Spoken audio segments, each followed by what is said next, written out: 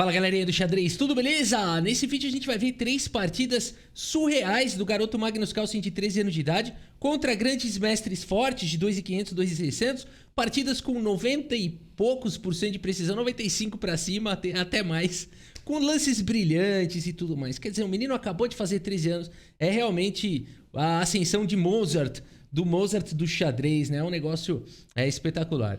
Lembrando que o sorteio da Cheque vai rolar aí nos próximos dias, então aproveitem e postem aí nos comentários hashtag ChequeNet para você participar do sorteio desse jogo delicioso aí, que é o jogo de cartas aí da Cheque, tá bom? Galera, é o seguinte, temos aqui então o Magnus Carlsen com as peças brancas jogando contra o Spike Ernst, uma partida que eu já mostrei aqui no canal, mas eu me orgulho de repetir, porque isso aqui é uma poesia.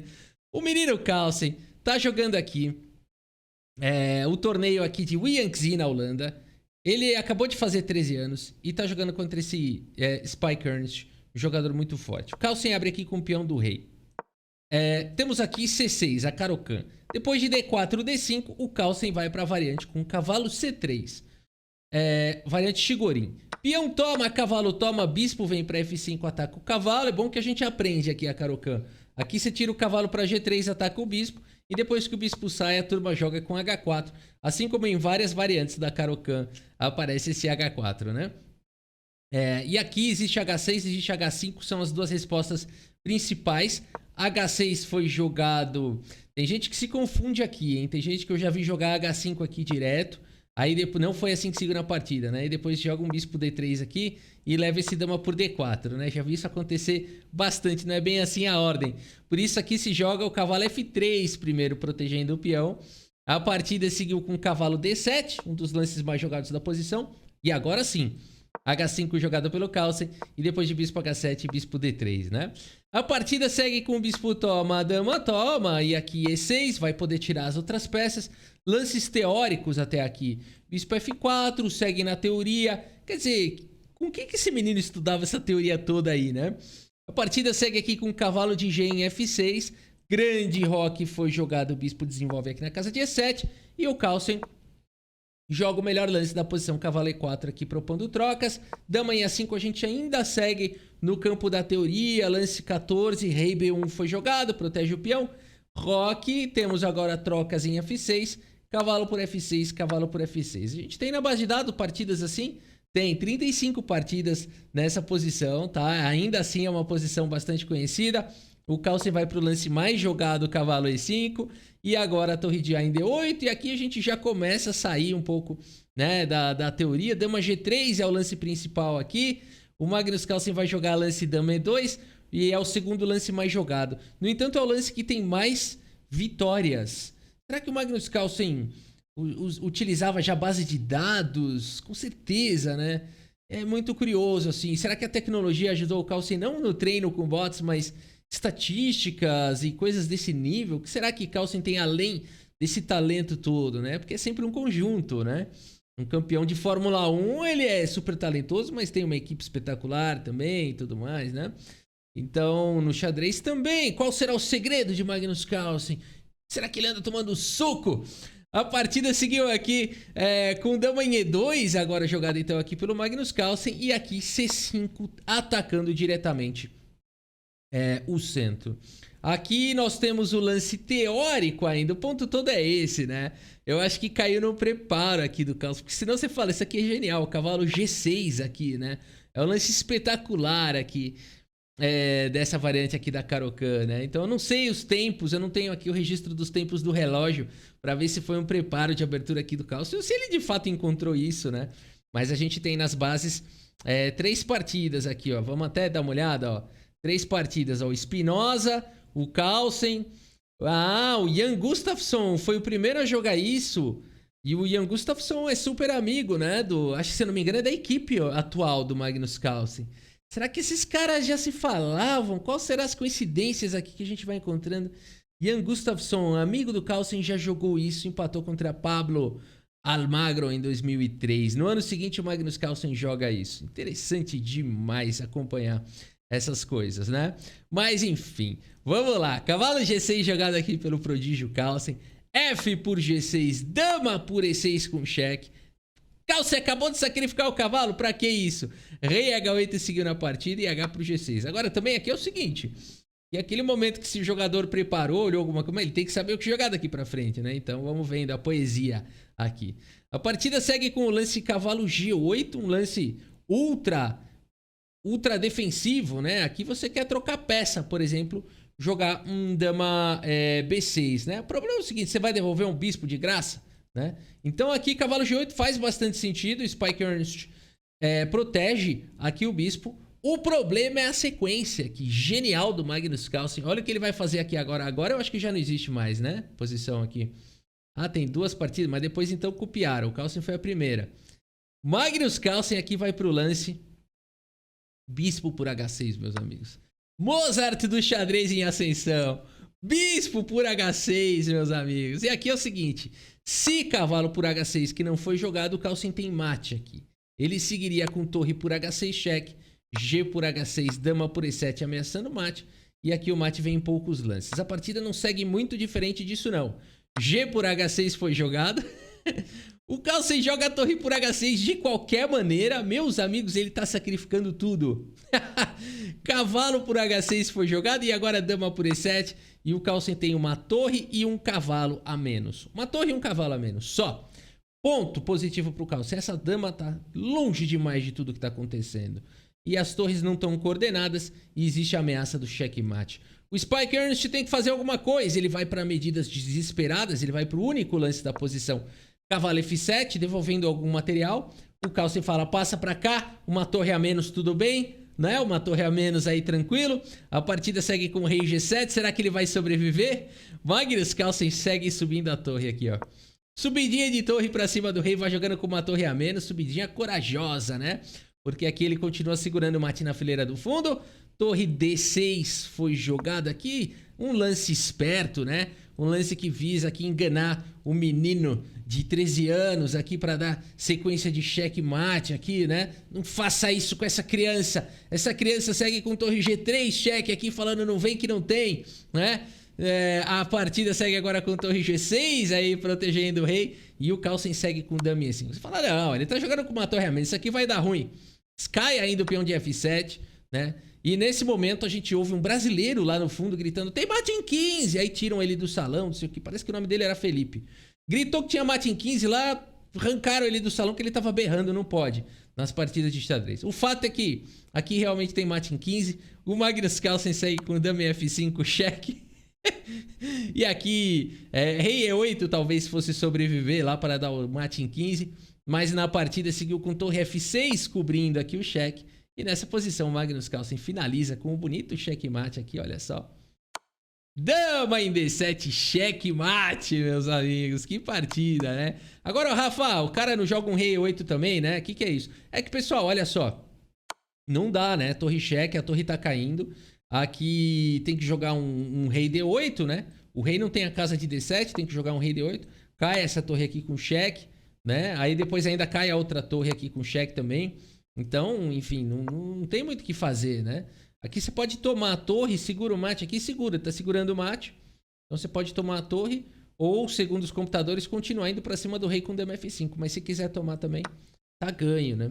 Então, por isso que o Spike Ernst jogou qualquer coisa ali. Ele falou, me dá esse mate logo, que eu vou pro hotel logo, né? Que é isso? Bela vitória aqui de Magnus Carlsen, partida espetacular. Agora a gente tem mais uma aqui que eu separei pra vocês, que é o Magnus Carlsen jogando contra o Sergei Dolmatov. Pera um pouquinho, não mostrei o relatório, né? Volta, Rafa, mostra o relatório. Pronto, galera, tá aqui, olha só. 96,8% de precisão para Magnus Carlsen, meus amigos. 96,8%. Uma imprecisão na partida inteira, 3 lances brilhantes. Que é isso, cara? Que é isso? Isso aqui é um escândalo, né? Uma falta de respeito. Cavalo G6, bispo por H6, torre por H6. 3 lances brilhantes aqui na sequência do Magnus Carlsen. Falta de respeito total. Agora é o seguinte, pessoal. Magnus Carlsen contra Sergei Dolmatov, um grande mestre com quase 2.600 de rating. Se preparem. Magnus Carlsen, essa é curtinha, viu? Isso aqui é menos de 20 lances. Abre a partida aqui com cavalo em F3, abertura hatch. F5 foi jogado. Ok, uma holandesa contra a abertura hatch. Vamos ver o que o bicho vai dar. Magnus Carlsen segue com D3. D6, E4, E5, luta pelo centro. Carlsen segue o desenvolvimento, fazendo o que manda o manual. Cavalo C6, peão toma, permitindo o bispo toma. E aqui D4. Olha só, não é de hoje que o Magnus Carlsen vai para essas ideias D3, D4, né? Ele repete alguns peões centrais na abertura. É interessante de ver a maneira com que ele joga, é estilo dele mesmo, né? E aqui é o seguinte, pessoal, avançar o peão não é uma possibilidade, não foi jogado na partida, por conta de D5 também vai para umas ideias bem interessantes aqui, onde o Magnus Carlsen teria uma boa posição aqui, com certeza um bom desenvolvimento, né? Por isso a partida seguiu com o cavalo por D4, temos trocas, cavalo toma, peão toma, dama toma, e segue cavalo F6, segue o desenvolvimento, bispo C4 jogado pelo Carlsen, C6, temos aqui até aqui lances padrão de desenvolvimento, bispo G5, B5, ataca o bispo vem para B3, e aqui bispo E7 jogado pelo Domatov, um lance que os computadores desaprovam, preferiam jogar aqui, questionar o bispo com H6, ou até mesmo jogar um dama E7. O bispo E7 é bem natural, né? Mas os computadores não gostam. E aqui o Carlsen vai para o grande rock, já pesando na posição, pesando na coluna D. Domatov segue com dama D7.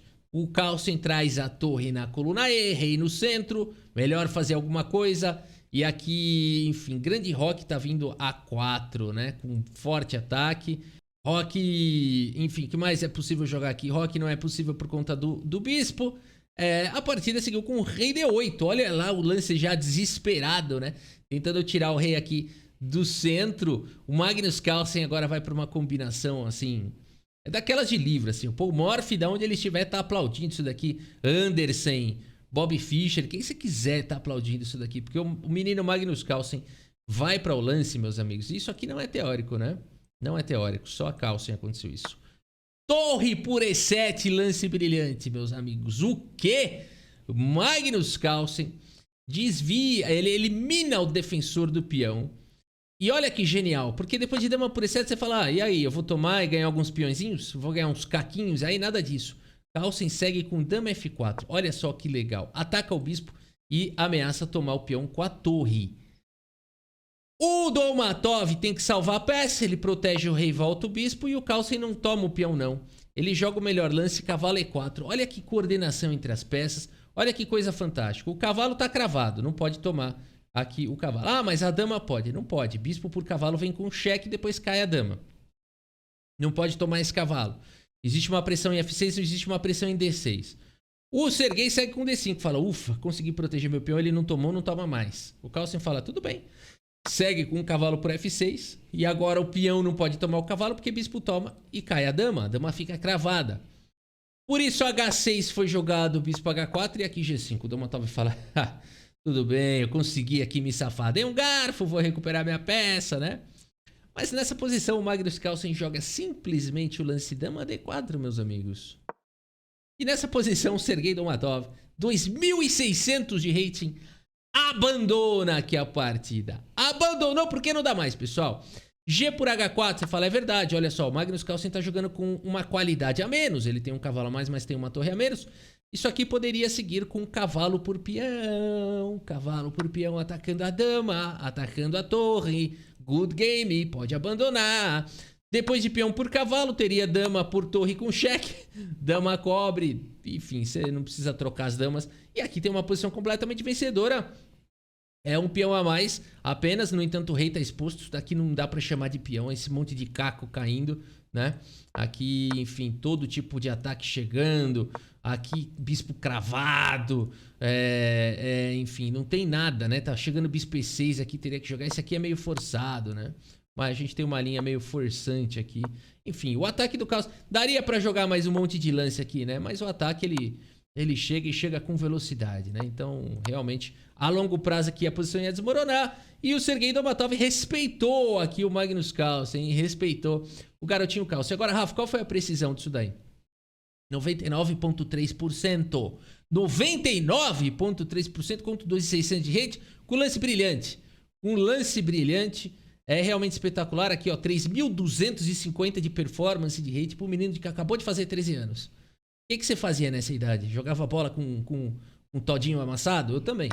Olha só, com bola de meia.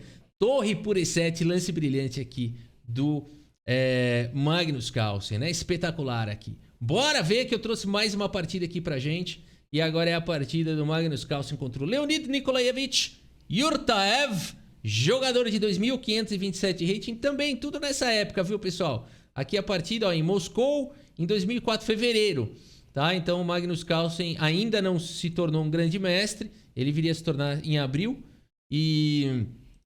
mas tá no caminho, né? Já joga como um, né? A gente viu que já joga como um, melhor, né? Já que os gêmeos. Aqui temos essa partida, então, o Carlsen tá de negras. E ele joga uma siciliana contra esse russo. Vamos ver como é que ele vai aí contra o grande mestre russo. Cavalo em F3 foi jogado D6. D4 abre a siciliana. Temos trocas. Cavalo ataca o peão. E o menino Carlsen não vai jogar uma Najdorf aqui contra o russo? Bora ver. Bispo E2, E5 ataca o cavalo volta. E aqui Bispo E7. Prepara para colocar o rei em segurança. Todo mundo faz o roque. F4 ataca aí já a ala do rei. B5 ataca na ala da dama. Bispo F3 foi jogado. Os computadores desaprovam esse lance. Falam que o fino é trocar as damas e seguir com Bispo E3. Babá. Essa é o lance, essa é a sequência do computador. O jogador aqui russo prefere jogar com Bispo em F3. Magnus Carlsen segue com Bispo B7. Temos trocas no centro. Temos a troca das damas. E aqui a partida segue com o lance cavalo em A5, atacando o bispo. Um excelente lance. Cavalo A5 foi jogado, bispo recua. E aqui cavalo centraliza na casa de D5. Até aqui tudo bem. O Carlsen troca. Cavalo toma, peão toma. Segue com bispo C5, cheque. O rei vai para casa de H1. E bispo B6 atacando o cavalo. Aqui o Leonid segue com bispo D2, ele está protegendo aqui o equino. Bispo F5 segue um lance de desenvolvimento que ganha um tempinho aqui sobre o peão, sempre bom. E aqui existe a possibilidade de um contrajogo aqui no centro. O jogador acaba jogando aqui com C4, o grande mestre russo. Isso daqui será que dá para castigar? O Carlsen segue com bispo D3, ataca a torre e ataca o peão. Temos torre de F em E1 indo para cima do peão central. E o Carlsen decide que é hora de desenvolver aqui o cavalo. É um excelente lance, apesar do interroga aí do computador, né? Um lance de desenvolvimento que protege o peão central. A partida seguiu com torre de A em C1. Magnus Carlsen, que acabou de jogar cavalo D7, segue agora com torre E8, trazendo mais uma proteção para o seu peão. B3 faz a cadeiazinha aqui de peões, protege tudo. E o Carlsen segue com o lance E4, atacando o bispo. Bispo E2 foi jogado propondo trocas. E olha o que o Carlsen apronta agora. Bispo F2. Atacando o defensor do bispo. O que fazer aqui, né? Torre F1 foi jogado. Você toma o meu bispo, eu tomo o seu. E o Carlsen segue com o lance E3. Que lance é esse, meus amigos? Que lance é esse? Deixando o bispo, atacando outro bispo. A partida segue com bispo por D3. Magnus Carlsen segue com peão por bispo, largando o bispo em defesa, mas atacando a torre. Por isso, torre de C em D1 é forçado. E o Carlsen segue agora com torre E1. Cara, como é que o cara me calcula tudo isso, né? Porque olha a sequência que bonita. A partida segue com torre por D2, praticamente forçado. Praticamente forçado. O que você pode fazer aqui? Essa torre aqui tá cravada, né? Você não vai querer capturar essa torre de nenhuma maneira. Por isso, torre por D2 foi jogado. O Carlsen segue com torre por F1, bispo por F1, você fala, mas deu ruim isso aí. Perdeu o peão, ó, conta aí, 5 peões, 6 peões. Mas não acabou a combinação. Bispo E1, meus amigos, isso aqui é poesia pura, né? Desde quando o Carlsen viu essa linha inteira, né? Que loucura é essa? Torre D1 foi jogado, bispo por A. Se o computador não gosta, mas o que você vai jogar aqui? Ele manda jogar fianqueto da torre, né? Ok. Torre D1 foi jogado, bispo por cavalo, peão toma, bispo toma. Pelo menos tem alguns peões a mais aqui o grande mestre russo. Vamos ver se o Carlsen tem técnica boa de finais. Ele que viria a ser talvez o melhor jogador de finais da história. Torre D8 foi jogada aqui pelo Carlsen. D6 dispara o peão. Rei F8 elimina qualquer possibilidade de checkmate na fileira do fundo. Apesar de que aqui ainda o rei tá com temas de mate, né? G3 foi jogado cavalo F6. Pressão para cima do peão. D7, Rei 7, agora sim não tem mais tema nenhum de mate e a pressão no peão é muito grande. A3 foi jogado, Carlsen fala, tira esse peão passado do tabuleiro, põe no bolso, guarda a madeira. B4, 2 peões passados e conectados, dá pra ter esperança. O Carlsen segue com o lance cavalo E5. Deixa o bispo, ataca a torre. E aqui se torre toma, o bispo volta, né? Olha aí que beleza, né? Por isso a partida segue aqui. E aí se jogar esse, né? Você fala assim, eu ataco o cavalo e ataco o bispo também. O bispo C7 voltaria para defender. Por isso a partida seguiu com torre por torre. Magnus Carlsen protege o bispo. A4 dispara os peões contra jogo. Mas depois de simplesmente rei D6 aqui pelo Magnus Carlsen, meus amigos. Leonid Yurtaev abandona aqui a partida. Olha, eu não sei se caiu o tempo. Aqui é lance 37. Eu não sei se o grande mestre foi embora de desgosto. Eu não sei se os russos falaram pra ele, sai daí que a humilhação vai ser grande. Eu não sei o que aconteceu, né? Não sei. Não sei, mas nessa posição o Leonid abandonou aqui a partida, né? Dá pra tentar alguma coisa, né? Dá pra tentar um esperneio aqui, uma choradeira ainda, mas com uma peça a menos e tal, ele preferiu não jogar, né? Os computadores não dão ainda uma vantagem decisiva, mas eu acho que o grande mestre aqui preferiu se poupar, não sei o que passou na cabeça dele aqui. Dá pra jogar, entre amadores continua jogando, viu? Você consegue até ganhar isso aqui. Agora, pessoal, olha aqui mais uma vez o relatório aqui do chess.com. Vamos ver a precisão aqui absurda. 95,5% de precisão para Magnus Carlsen contra 89,4% do grande mestre russo. Jogou com uma performance de 2,900 esse menino aí de 13 anos. E é isso, pessoal. Esse é o Magnus Carlsen. Espero que vocês tenham gostado aqui dessas partidas e do vídeo. Muito obrigado pela sua audiência. Um grande abraço para todos vocês e até a próxima. Valeu!